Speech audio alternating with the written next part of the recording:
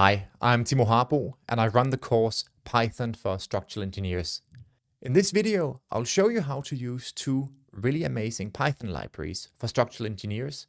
One is called Handcalcs, and the other one is called forallpeople. Handcalcs allows you to take your code and show it as proper mathematical expressions. This makes it a lot easier to read if your code contains longer engineering expressions. The other library, forallpeople, allows you to work with units. Both of these packages are developed and maintained by Connor Ferster and is all open source, and I've placed a link to his GitHub page in the description below. So let's dive into it.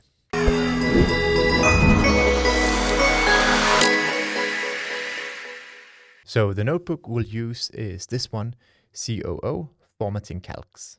And one thing to keep in mind here is that this very notebook will not work that well on Google Colab, so I highly recommend that you run it locally. And the first thing you want to do is to install these packages. So you can run this cell here, pip install Handcalcs and forallpeople. And when you run this command, you are ready to use the packages. And now we are ready to import the packages. So we import handcalcs.render and we import forallpeople as SI.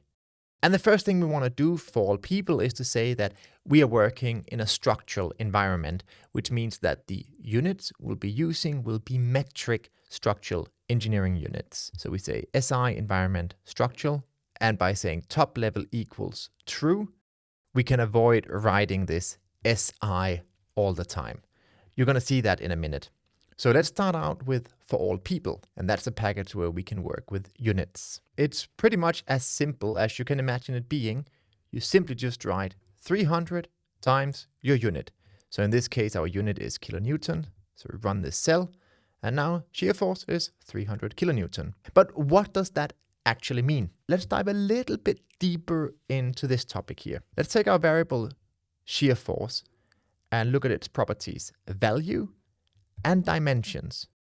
So if we run this cell here, you can see the value is 300,000 Newton, because Newton is the SI unit we're working with. This is the value that is being read in all the calculations that are being done in the background. And kilonewton can also be written as kilograms times meter times second to the power of -2, that SI definition of Newton. So what we see is 300 kilonewton, but what is being calculated in the background is 300,000 kilograms times meter times second to the power of -2. And this means that we can also combine units and get the correct units out in the other end, which is really the beauty about SI units, isn't it? So let's try something with this formula here, where we take a force times the length and we get a moment out. So we have a cantilever tip force of 300 kilonewtons.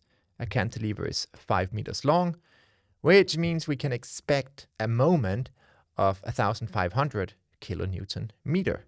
So let's see what we get out here.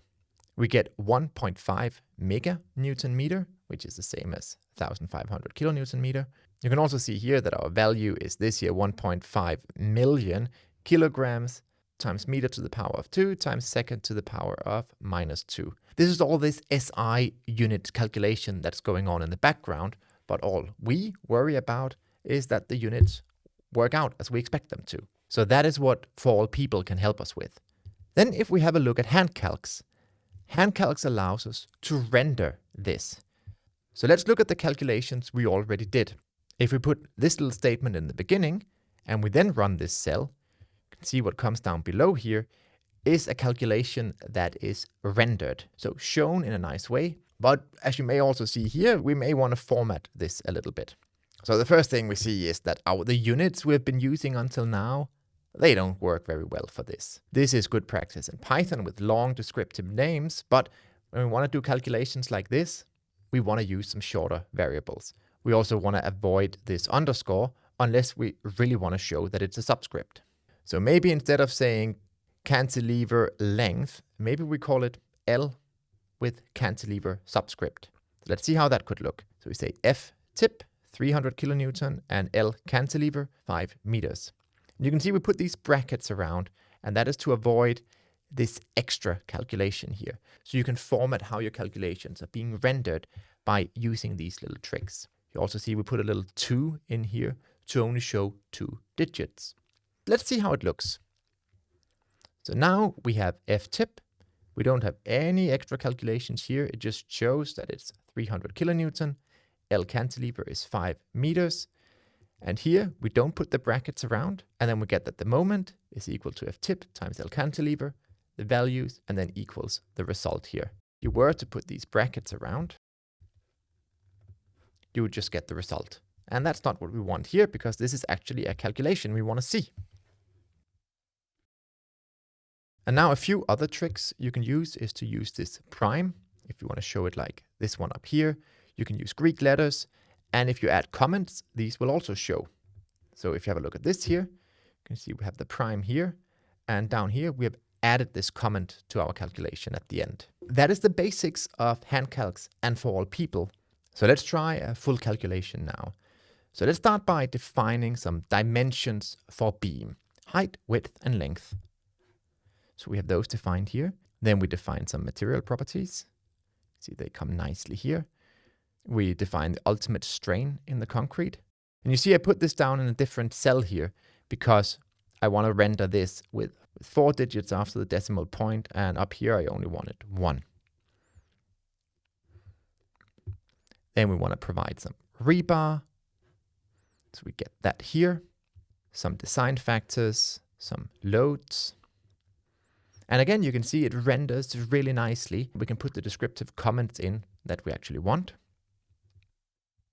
We calculate our material properties.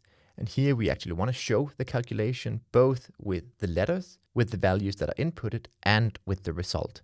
We find the yield strain in the reinforcement steel. We are ready to find the area of steel in the section. And now we can find our K factor.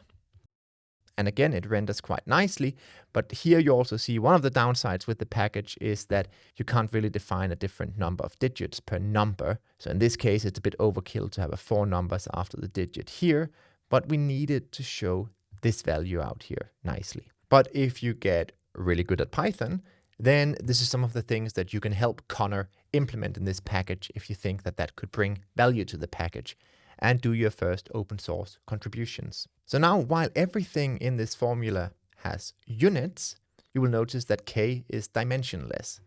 And if we put it in here, say the type of K is simply just a float, whereas the moment here is actually a for all people object.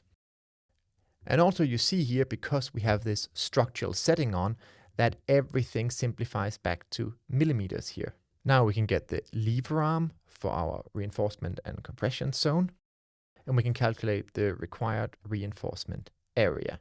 So you can see how we can do a full calculation here that is rendered really, really nicely so other people can also read it. But you can do a lot more with Handcalcs. You can, for example, use this short keyword here, and then you see that everything is shown in one line. You can also use long, which means that it's spread out on different line.